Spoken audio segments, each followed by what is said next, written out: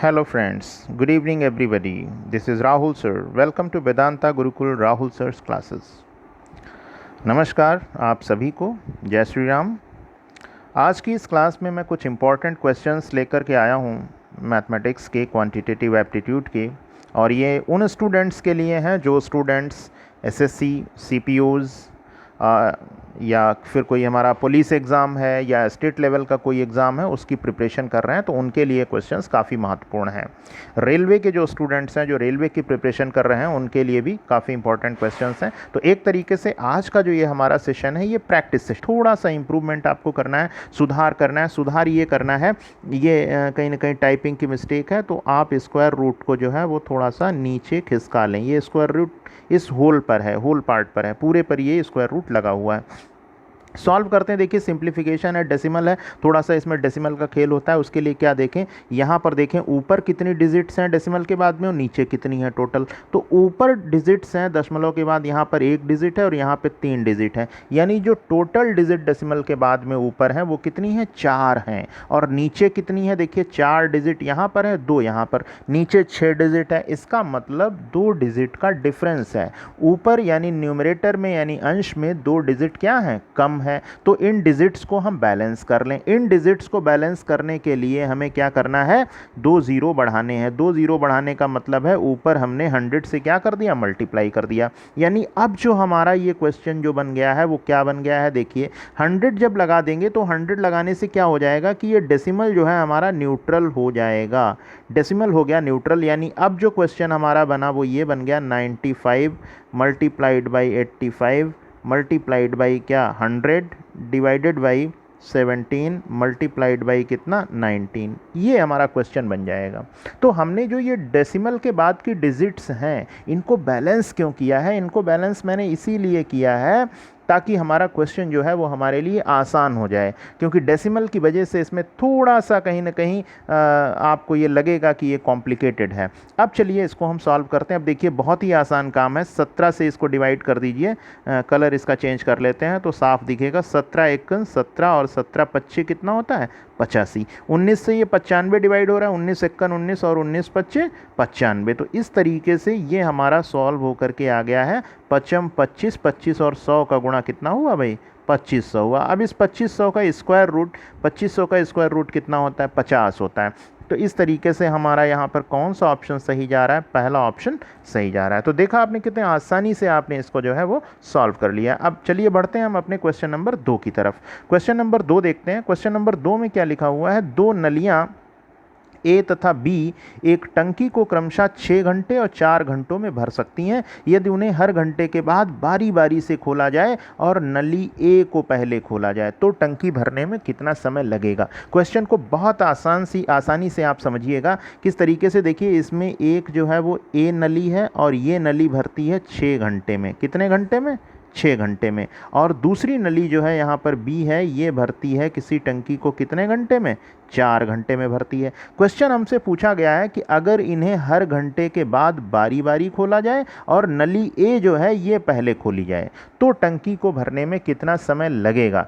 Time and work, pipe and cistern, यानी काम, समय और पाइप टंकी पर आधारित जो सवाल होते हैं उन्हीं में से ये दोनों चैप्टर लगभग एक ही कॉन्सेप्ट चलता है। डिटेल में कभी मौका मिला तो आपको पढ़ाऊंगा, लेकिन यहाँ पर जल्दी से हम देख लेते हैं इस क्वेश्चन को। तो हमें करना क्या होता है, ये पूरा समय दिया गया है पूरे काम में, यानी अगर पूरा काम हम ए से करवाएं, ए नली खोलें तो 6 घंटे में ये भर डालेगी और अगर बी नली खोलें तो ये 4 घंटे में भर जाएगी। ठीक है, अब क्या करते हैं, अब हम इनकी कैपेसिटी निकालने की कोशिश करते हैं। कैपेसिटी का मतलब होता है यूनिट वर्क से, यानी क्षमता जो होती है वो इकाई कार्य होती है, यानी इकाई कार्य जो होता है वही हमारा क्षमता कहलाता है। इकाई कार्य कैसे निकालेंगे, सबसे पहले हम क्या करेंगे, इनका लासा लेंगे। क्या लेंगे, लासा। लासा लेंगे तो पूरा काम आ जाएगा। लासा 6 और 4 का कितना निकलेगा, 12 निकलेगा। कितना निकलेगा, 12 निकलेगा। अब हम इनका यूनिट वर्क निकालें, यानी निकालें कैपेसिटी। इसको आप ये लगा भी सकते हैं, नहीं तो आप यहीं पे लिख सकते हैं इनका यूनिट वर्क। क्या करें, अब देखिए ये जो 12 पूरा काम बन जाता है, एलसीएम जो है वही बन जाता है हमारा क्या, पूरा काम। तो यानी 12 उसमें पानी आ सकता है, 12 लीटर हो या कुछ भी हो, टंकी में इतना पानी आएगा। लीटर है, गैलन है, जो भी है, ठीक है, 12 लीटर मान लिया आता है। अब 6 घंटे में ये नली 12 लीटर भरती है, तो जरा बताओ 1 घंटे में कितना भरेगी? 2 भरेगी। ये वाली बी वाली नली 4 घंटे में 12 भरती है, तो 1 घंटे में कितना भरेगी? 3 भरेगी। तो कैपेसिटी तो भाई बी की बढ़िया आ रही है, क्योंकि बी ज़्यादा काम कर रही है। खैर, हमें इससे यहाँ पर अभी कोई मतलब नहीं है। अब मतलब हमारा ये है कि यदि उन्हें हर घंटे के बाद बारी बारी से खोला जाए, ए को पहले खोला जाए, तो टंकी भरने में कितना समय लगेगा? टंकी भरने में कितना समय लगेगा? भाई हमें करना क्या है? पूरा काम हमें 12 करवाना है और इन दोनों को करना है, लेकिन दोनों को साथ साथ नहीं करना है, ये बात समझ लेनी है। क्योंकि यहाँ पर ये नहीं कहा गया कि ये भी कितनी देर में करेंगे अगर दोनों को एक साथ खोला जाए, ऐसा नहीं है। बारी बारी से काम होना है। और पहले काम कौन शुरू करेगा? ए। काम बी भी पहले शुरू कर सकता था, यानी पहले ए काम शुरू करेगा, तो पहले ए नली खुलेगी, ये 2 भरेगी, फिर बी नली खुलेगी, ये 3 भरेगी, यानी दोनों मिलकर के 5 भरेंगे। लेकिन कितने घंटे में भरेंगे भाई? 2 घंटे में भरेंगे। ये 2 घंटे का काम है। तो हम क्या करेंगे? हम इस पूरे काम को भाग करेंगे, 12 को भाग करेंगे इनकी क्षमता से। क्षमता कितनी है? 5। ठीक है, लेकिन जब हम भाग करेंगे तो देखिए क्या आएगा? 2 बार पूरा पूरा भाग जाएगा। 5 दूना 10, 5 दूना 10। देखिए हमने क्या किया, 12 को जो है वो 5 से भाग हम कर रहे हैं। कैसे कर रहे हैं जरा देखिए, 12 को 5 से भाग कर रहे हैं। कलर यहाँ पर थोड़ा सा चेंज कर लेते हैं। 12 को मैंने 5 से भाग किया, कितनी बार गया? 2 बार गया। 5 दूना 10, बचा कितना? 2। इस 2 को क्या करेंगे? जो ये भागफल आएगा, 2 को हम डबल कर लेंगे। क्या कर लेंगे? डबल, यानी 2 गुना कर देंगे। यानी कितना? 4 घंटे। तो 4 घंटे तो हमारा ये आ गया। लेकिन इन 4 घंटों में, इन 4 घंटों में काम कितना हुआ है जरा बताओ? इन 4 घंटे में काम हुआ है 10। कितना काम हुआ है? 10। 4 क्यों किया? क्योंकि हमने 2 घंटे के काम से भाग किया था। ठीक है, अगर 1 घंटे के काम से भाग करते तो हमें ऐसा कुछ नहीं करना पड़ता। ठीक है, बात आई समझ में? तो 12 को हम इस पूरे काम से भाग करेंगे, भागफल आएगा, यानी मैक्सिमम 2 बार जाएगा, 2 को डबल कर लेंगे। ध्यान रखिएगा, डबल वहीं पर करना है जहां पर बारी बारी वाली कंडीशन हो, यानी जहां पर 2 घंटे के काम से हम भाग दे रहे हो। क्योंकि यहां पर तो यूनिट वर्क से भाग देने का नियम है और यहां पर हम 2 घंटे से दे रहे हैं, इसलिए मैंने डबल किया है। ठीक है, बार बार इसलिए इस पर फोकस कर रहा हूं क्योंकि यही बहुत महत्वपूर्ण चीज़ है। तो इन 4 घंटों में देखो टंकी भरी कितनी? 10। टंकी कितनी बची? टंकी बची भरने को 2 बची। ठीक है, 10 हो गया 4 घंटे में काम, 2 बची। अब 5वें घंटे किसकी बारी आएगी? भाई पहले ए काम शुरू करता है, यानी पहले घंटे ए की बारी, फिर दूसरे घंटे बी की, फिर तीसरे घंटे ए की बारी, चौथे घंटे बी की और 5वें घंटे फिर ए की बारी। यानी अगर ए काम शुरू करता है तो ए आएगा विषम घंटों पर। विषम घंटों का मतलब पहला घंटा, तीसरा घंटा, 5वां घंटा, और सम घंटों का मतलब दूसरा घंटा, चौथा घंटा, छठा घंटा। तो 5वें घंटे बारी आएगी किसकी? जो काम शुरू करता है, यानी ए की। ए काम करना है कितना? उसको 2। करता कितना है? 2 ही करता है, यानी 1 घंटा ये और लेगा, यानी 4 घंटे ये, 1 घंटा ये। टोटल घंटे कितने बन जाएंगे? टोटल घंटे बन जाएंगे 5। यानी पूरी टंकी जो हमारी है ये कितनी देर में भर जाएगी भाई? 5 घंटे में भर जाएगी। ठीक है, तो इस तरीके से इसका आंसर कितना आएगा? 5 आएगा। चलिए अब बढ़ते हैं हम अपने क्वेश्चन नंबर 3 की तरफ। तीसरा क्वेश्चन देखते हैं। ये भी देखिए टाइम एंड वर्क का क्वेश्चन है और इस क्वेश्चन में हमसे ये पूछा गया है कि ए बी सी एक कार्य क्रमशः 10, 12, 15 दिनों में कर सकते हैं। ए उस कार्य को पूरा होने से 5 दिन पहले छोड़ता है और बी उसे ए के 2 दिनों बाद छोड़ता है। ए के 2 दिनों बाद, ए के 2 दिनों बाद छोड़ता है का मतलब ये है कि ए 5 दिन पहले छोड़ता है और ये 3 ही दिन पहले छोड़ता होगा। भाई 5 में से 2 घटा दीजिए क्योंकि उसके ये 2 दिन बाद छोड़ता है, तो ये 5 दिन पहले छोड़ता है और बी उसे ए के 2 दिन बाद। ठीक है, यानी ये 3 ही दिन पहले छोड़ता है। ठीक है, तदनुसार कार्य पूरा होने में कितना समय लगेगा? तो वही काम करते हैं। चलिए ए बी सी ये 3 है, इनका निकाल लेते हैं हम यहाँ पर क्या? लासा। ए कितना टाइम ले रहा है? 10 ले रहा है दिन, बी 12 दिन ले रहा है और सी ले रहा है 15 दिन। ये डेज हैं। ठीक है, इनका एलसीएम ले लेते हैं। एलसीएम कितना आ जाएगा? 60 आ जाएगा। यूनिट वर्क फटाक से आप निकाल दीजिए। 10 छिंगा 60, 6 यहाँ आ गया, 12 पंचे 60, 5 यहाँ आ गया, 15 चक्कू 60, 4 यहाँ आ गया। ये तो इनका यूनिट वर्क हो गया। अब देखिए क्वेश्चन में इन्होंने क्या कहा है। क्वेश्चन में ये कहा है कि ए उसे 5 दिन पहले छोड़ देता है। किसे? कार्य को। समाप्त होने से 5 दिन पहले। और बी क्या करता है, उसे ए के 2 दिन बाद छोड़ देता है। तो my lovely children, my lovely friends, my dear friends, आपको यहाँ पर ये बता दूं कि यहाँ पर ऐसे क्वेश्चंस में 2 कंडीशन आती हैं। एक कंडीशन ये आती है कि काम शुरू होने के इतने दिन बाद छोड़ता है, और एक कंडीशन आती है काम समाप्त होने से इतने दिन पहले छोड़ता है। होता क्या है कि जब कोई भी व्यक्ति काम समाप्त होने से पहले अगर छोड़ रहा है तो इसका मतलब उसने वो काम नहीं किया है, उसने वो काम नहीं किया है। तो जब काम समाप्त होने से पहले छोड़ देगा तो उतने काम का होगा क्या नुकसान, वो काम करेगा कौन, कोई ना कोई तो करेगा। तो उतना काम हम टोटल काम में क्या कर लेते हैं, ऐड कर देते हैं। यहाँ टोटल काम कितना है, 60। देखिए कैसे करेंगे, ए उस कार्य को 5 दिन पहले छोड़ता है। ए एक दिन में कितना कार्य करता है, ज़रा बताओ भाई। ए एक दिन में कितना कार्य करता है, एक दिन में करता है 6, तो 5 दिन में कितना करेगा, 6 पंचे 30 करेगा। एक दिन में करता है 6, तो 5 दिन में कितना करेगा, 6 पंचे 30 करेगा। अब बात करते हैं बी की। बी क्या करता है, ए के 2 दिनों बाद छोड़ता है, यानी ए छोड़ता है उसके 2 दिन बाद ये छोड़ता है। तो एक तरीके से ध्यान दीजिएगा, एक तरीके से इसका मतलब ये हुआ कि ए 3 दिन पहले छोड़ता है। भाई ये 5 दिन पहले छोड़ता है, ये 2 दिन बाद, तो 5 से आप 2 क्या कर देंगे, माइनस कर देंगे। तो ये छोड़ता है 3 दिन बाद, वो 3 दिन पहले। तो 3 दिन पहले का मतलब 5 तियां 15, यानी 15 काम ये नुकसान करेगा। बात आ गई समझ में, ठीक है। अब टोटल काम हमारा नुकसान कितना होगा, 45 होगा। जब ये पहले छोड़ जाएंगे तो 45 होगा। तो अगर किसी क्वेश्चन में इतने दिन पहले छोड़ने की बात कही जाए तो हम उतना काम बढ़ा देंगे, यानी हमारा ये 45 काम जो है ये टोटल काम में क्या हो जाएगा, जुड़ जाएगा। यानी अब हमारा काम हमें करवाना है 5 और 6 4 10, कितना काम करवाना है, 105 काम करवाना है। किससे, सभी से। सभी से इसलिए क्योंकि पूछा गया है कार्य पूरा होने में कितना समय लगेगा। तो सभी से का मतलब, अब इस क्वेश्चन को जरा यहाँ पर देखिए, इधर इस साइड में मैं ये दिखा रहा हूँ। यहाँ पर देखिए टोटल काम हमारा कितना हो गया, बढ़ करके 105, क्योंकि ये तो पहले छोड़ जाएंगे तो काम तो करवाना ही है, तो उतना काम बढ़ जाएगा।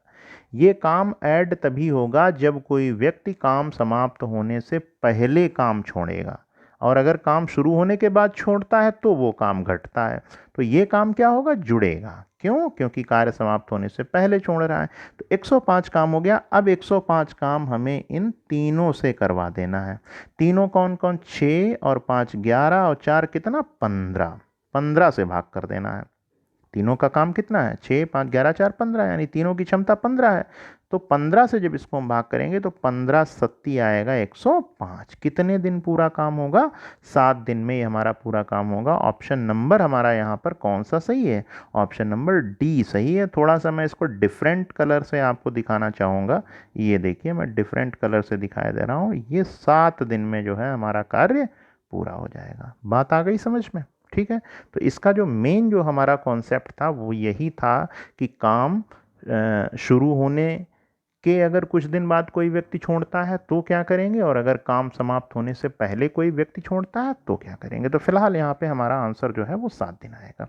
बात करते हैं हम अगले क्वेश्चन की। क्वेश्चन नंबर 4 देखते हैं। क्वेश्चन नंबर 4 में लिखा हुआ है 108 मीटर और 112 मीटर लंबी 2 रेलगाड़ियां समांतर पटरियों पर एक दूसरे की ओर दौड़ रही हैं। देखिए 2 रेलगाड़ियां हैं और दोनों की लंबाई यहाँ पर जो है वो हमें दी गई है।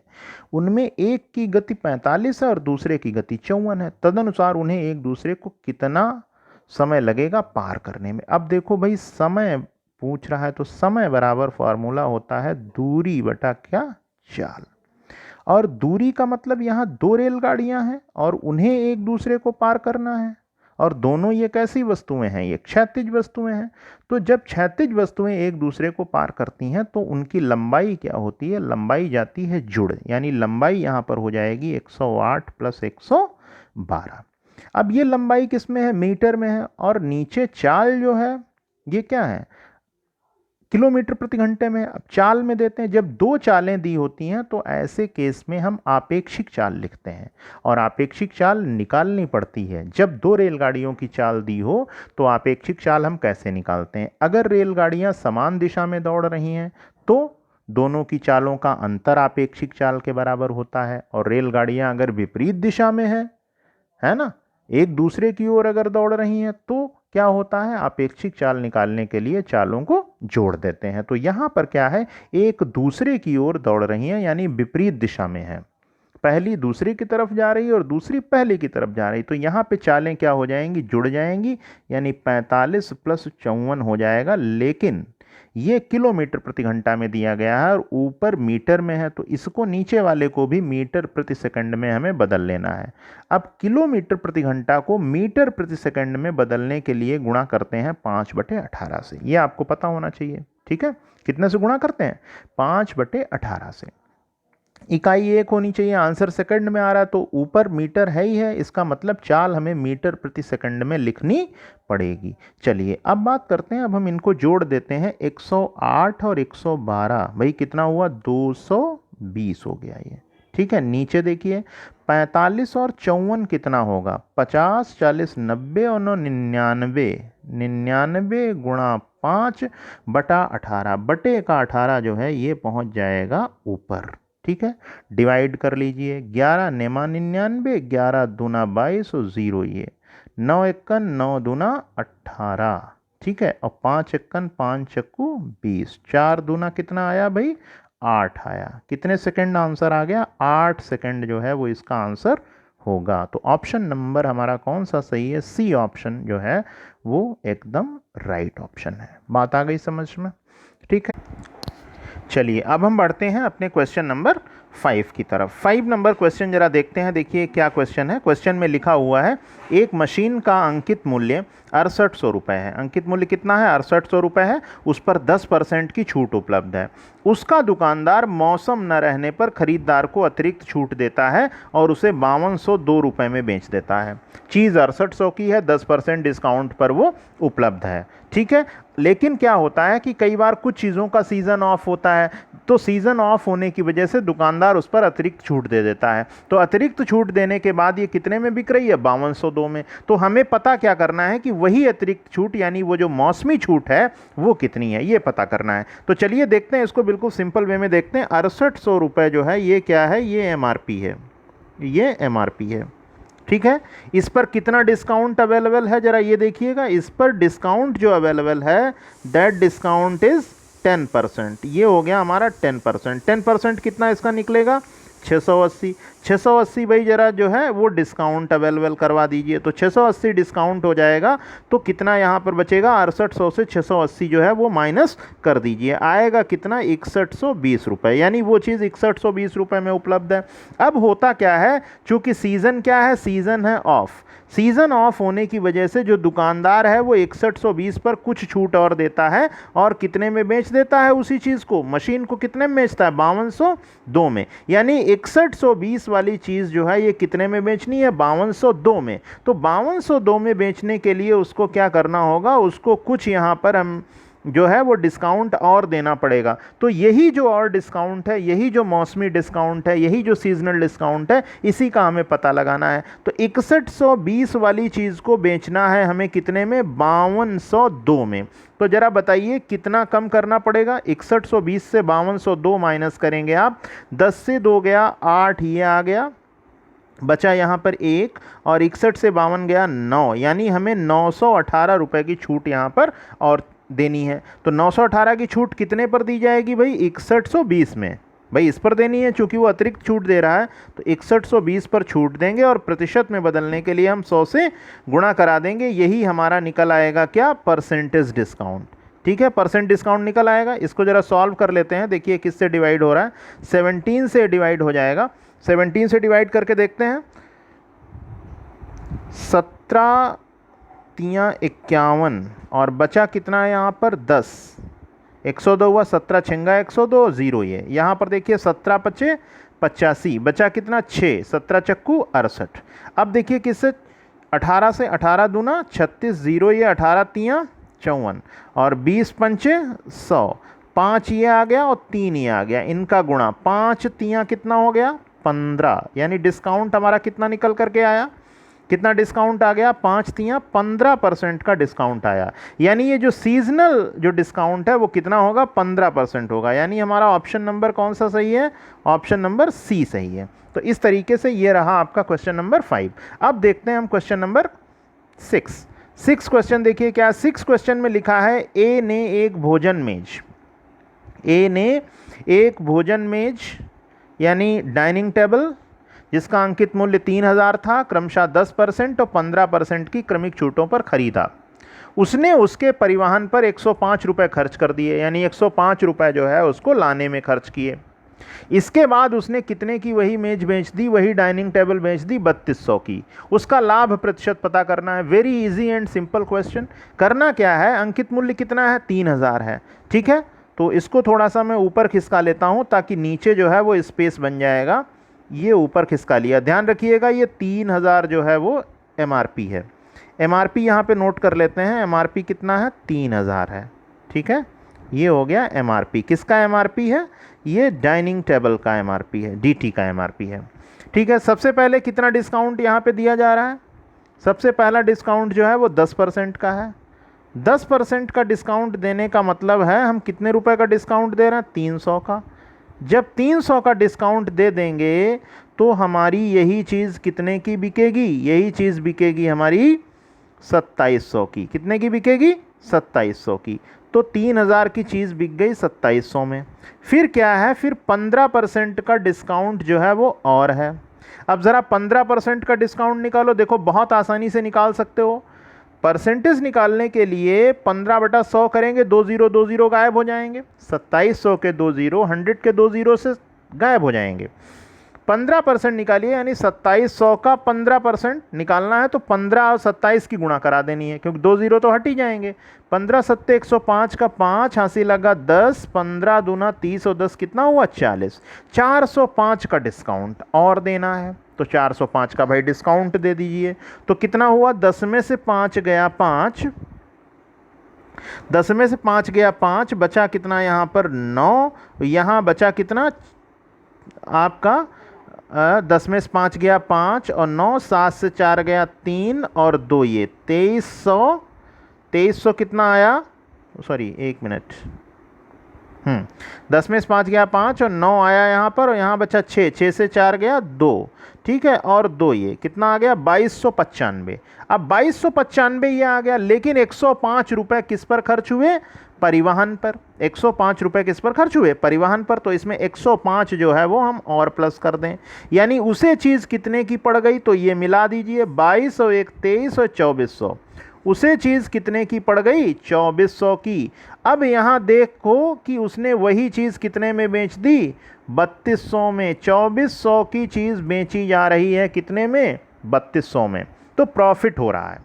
सबसे पहले 3000 की चीज़ थी, 10% का डिस्काउंट मिला है, 2700 की बनी, फिर 15% का और डिस्काउंट मिला, तो वही चीज़ हमारी पड़ गई 2295 में। 105 रुपये परिवहन पे खर्च किए, तो उसको जो चीज़ पड़ी है वो 2400 की पड़ी है। अब 2400 की चीज़ वो 3200 में बेच रहा है, तो पूछ रहे हैं प्रतिशत लाभ कितना है।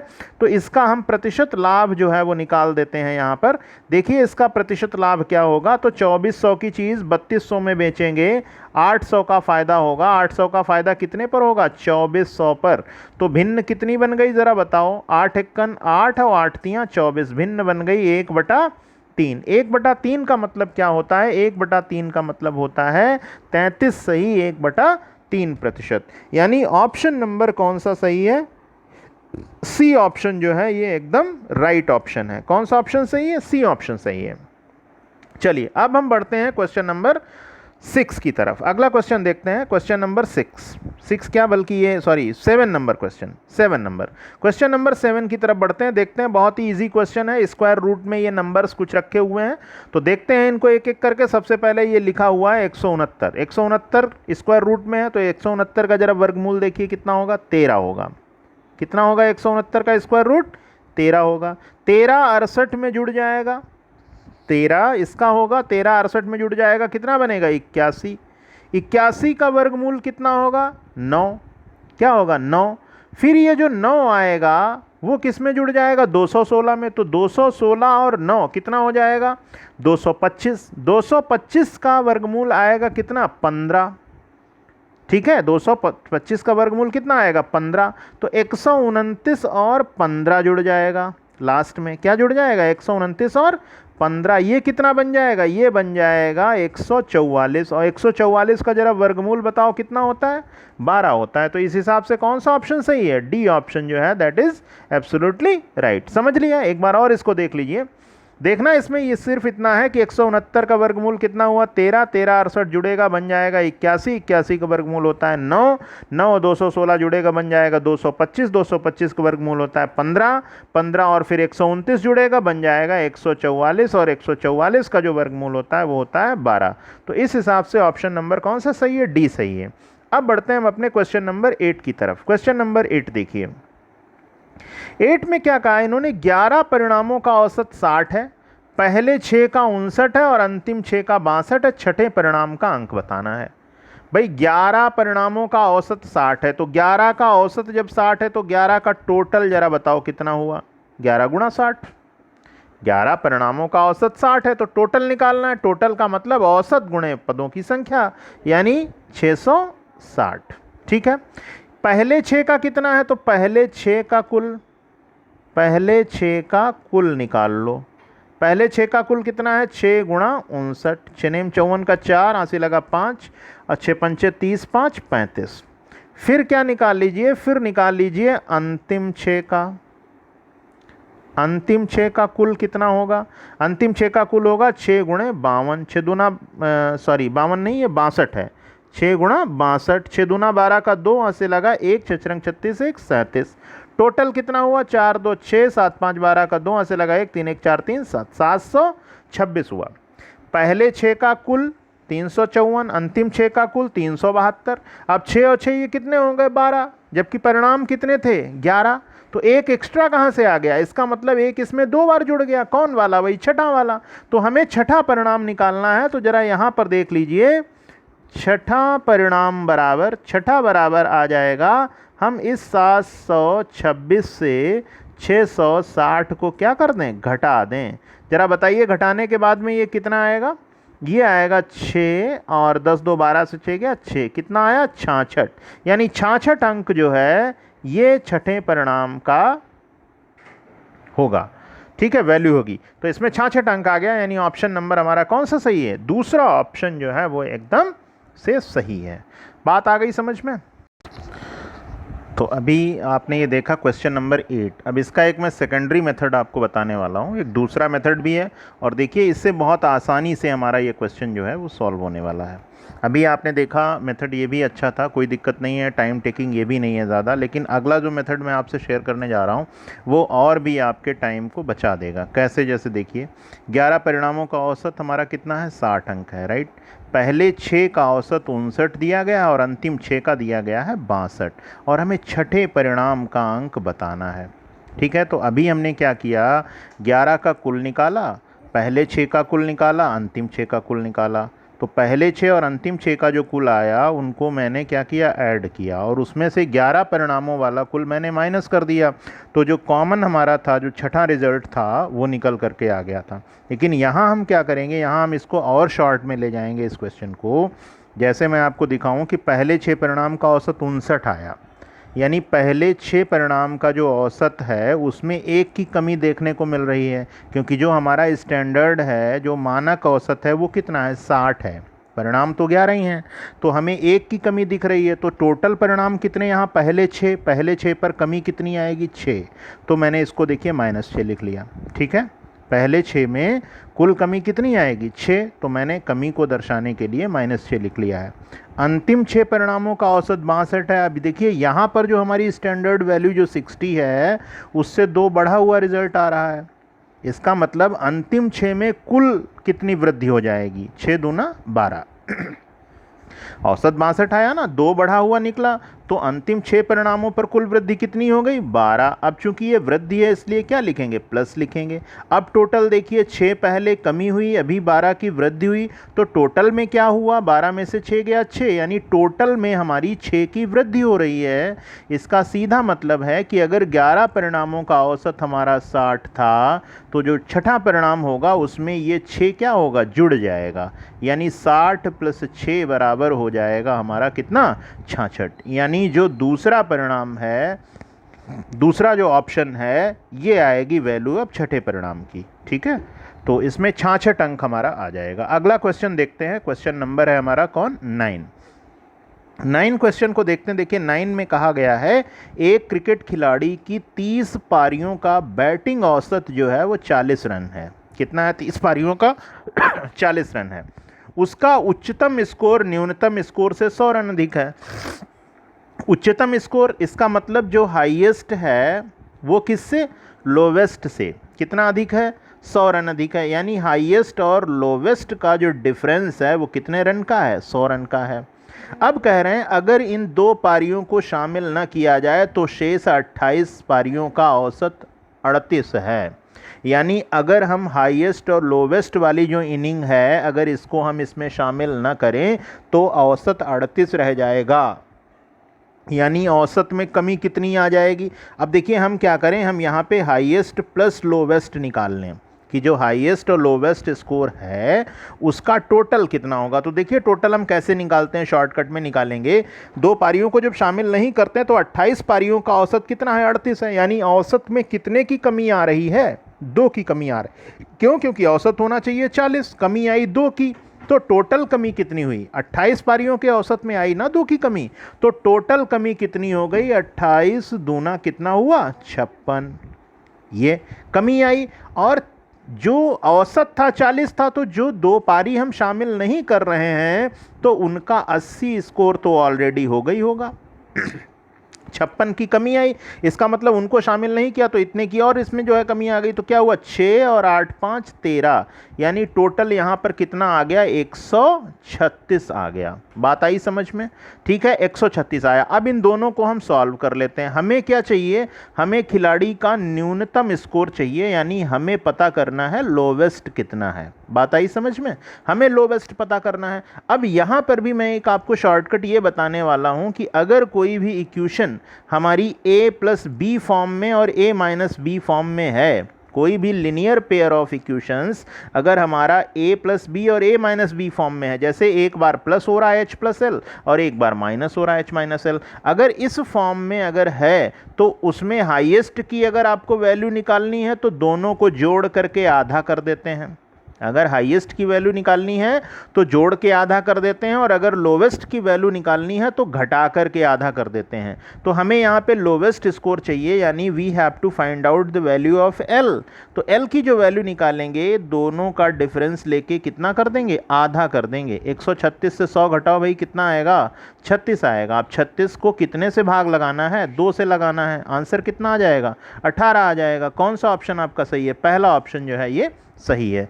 चलिए अब इसके हम एक सेकेंडरी मेथड की भी बात कर लेते हैं। यहाँ पर सेकेंडरी मेथड हमारा इसमें क्या हो सकता है? सेकेंडरी मेथड देखिए हमारा ये हो सकता है यहाँ पर कि क्वेश्चन में 30 पारियों का बैटिंग औसत दिया था, तो 30 का भाई निकाल लो टोटल।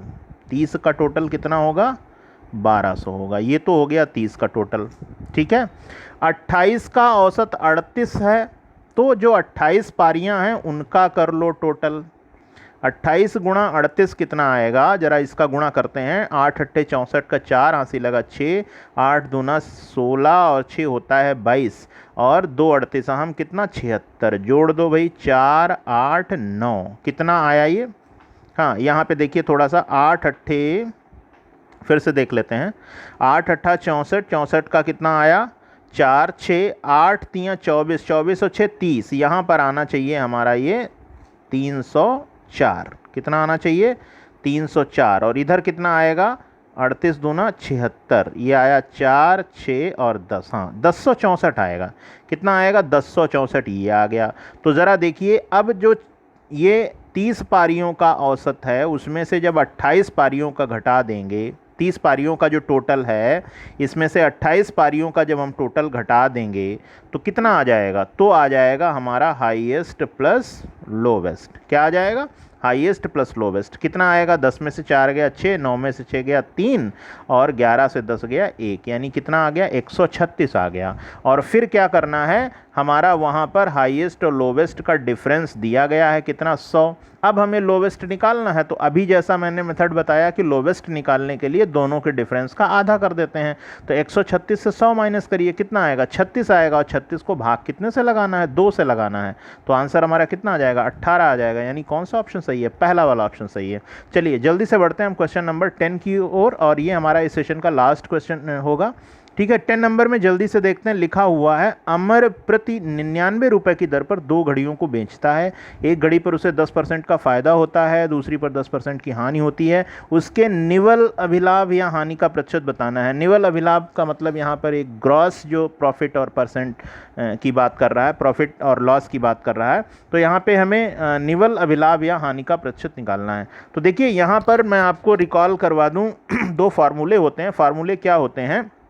एक कंडीशन हमारी होती है if CP1 is equal to CP2, यानी अगर कोई 2 वस्तुएं हैं, उनके खरीद मूल्य अगर बराबर हैं, और percent of profit is equal two percent of loss, यानी प्रतिशत लाभ प्रतिशत हानि के बराबर है, तो ऐसी स्थिति में क्या होता है? ना तो लाभ होता है, ना लाभ होगा, और ना क्या होगी? हानि, यानी नाइदर प्रॉफिट नॉर लॉस वाली कंडीशन यहाँ पर होती है। ध्यान रखें क्या बराबर होना चाहिए कि 2 वस्तुओं के CP जो हैं वो बराबर होने चाहिए। क्या बराबर होने चाहिए? CP, और जितना परसेंट प्रॉफिट होगा उतना ही परसेंट लॉस होना चाहिए, तो ना लाभ होगा ना हानि। और एक कंडीशन यहाँ पर होती है, उसको भी आप समझ लीजिए। दूसरी कंडीशन हमारी ये होती है कि अगर 2 वस्तुओं के SP आपस में बराबर हैं, जैसी कंडीशन इस क्वेश्चन में दी गई है, SP बराबर हैं और परसेंट प्रॉफिट और परसेंट लॉस भी इक्वल हैं दोनों के, तो ऐसी कंडीशन में हमेशा क्या होती है? हानि होती है, लॉस होता है, और ये हानि बराबर होती है x का वर्ग अपॉन 100 के। परसेंटेज हानि जो है वो x स्क्वायर अपॉन 100 होती है। इसमें लगा लेते हैं ये फार्मूला। क्यों लगेगा ये फार्मूला? क्योंकि प्रति 99 की दर से वो 2 घड़ियाँ बेचता है, तो 2 घड़ियों का जो सेलिंग प्राइस है वो क्या है? इक्वल है, और परसेंट प्रॉफिट और परसेंट लॉस भी इक्वल है, यानी जितने प्रॉफिट पर वो पहली वाली को बेचता है उतने ही लॉस पर दूसरी वाली को वो बेचता है। ठीक है, तो यहाँ पर ये फार्मूला हमारा अप्लाई हो जाएगा। तो x की जगह क्या रख देंगे? 10, 10 का स्क्वायर बटा 100 होगा, और 10 का स्क्वायर आएगा 100, 100 बटा 100 कितना आ जाएगा? 1, यानी यहाँ पर 1% की क्या होगी? हानि। ठीक है, 1% की क्या आ जाएगी? हानि। इसको हमें बहुत केयरफुली करना है। कई बार इसमें लोग कन्फ्यूज़न में पड़ जाते हैं कि CP बराबर होता है तब न लाभ न हानि होता है, या जब SP बराबर होता है तो न लाभ न हानि होता है। तो जब CP बराबर होता है तब न लाभ न हानि वाली कंडीशन होती है, और अगर SP बराबर है इसमें तो हमेशा हानि होती है, और वो हानि x स्क्वायर अपॉन 100 के बराबर होती है। तो ये था हमारा आज का सेशन। इसमें मैंने 10 क्वेश्चन आपसे शेयर किए हैं। बाकी के जो इंपॉर्टेंट क्वेश्चन होंगे वो मैं आपसे अगले वीडियो में जो है शेयर करूँगा। तब तक के लिए bye bye, see you soon. और हाँ, एक बात अवश्य, अगर आपको हमारा ये वीडियो पसंद आए तो आप इसे लाइक करिएगा, और अगर लाइक करेंगे तो फिर प्लीज़ इसे शेयर और सब्सक्राइब हमारे चैनल को अवश्य करें। बेल आइकन दबाना बिल्कुल भी ना भूलें, ताकि हमारे वीडियोज़ का जो नोटिफिकेशन है वो आपको समय से मिल सकें। Thanks for watching Vedanta Gurukul Rahul sir's classes.